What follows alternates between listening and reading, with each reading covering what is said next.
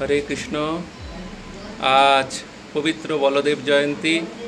বলদেব জয়ন্তী উপলক্ষে ঠাকুর বলরামের শুভ আবির্ভাব তিথিতে সকালে অভিষেক এবং পূজা সম্পূর্ণ হয়েছে এবং আপনারা দর্শন করছেন রাধা গিরিধারীকে। রাধা গিরিধারীর পূর্ণ দর্শন।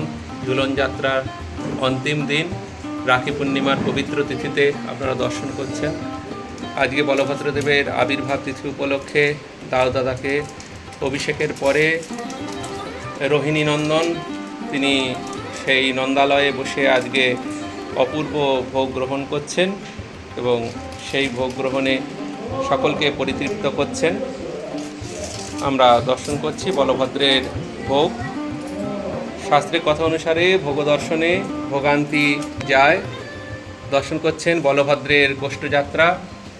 কৃষ্ণ বলরাম একত্রিতভাবে বৃন্দাবনে গোষ্ঠযাত্রা করছেন এবং নানা উপাদেয় খাদ্যবস্তু মিষ্টান্নে বলভদ্রকে পরিতুষ্ট করার একটি সূক্ষ্ম প্রচেষ্টা। তিনি ধরণীধর, সাক্ষাৎ তিনি অনন্তদেব। তার শুভ আবির্ভাব তিথিতে সকল ভক্তবৃন্দের চরণে অনন্ত কোটি দণ্ডবত প্রণাম। সকলে ভালো থাকবেন। আজ সারাদিন ঝুলন যাত্রা চলছে।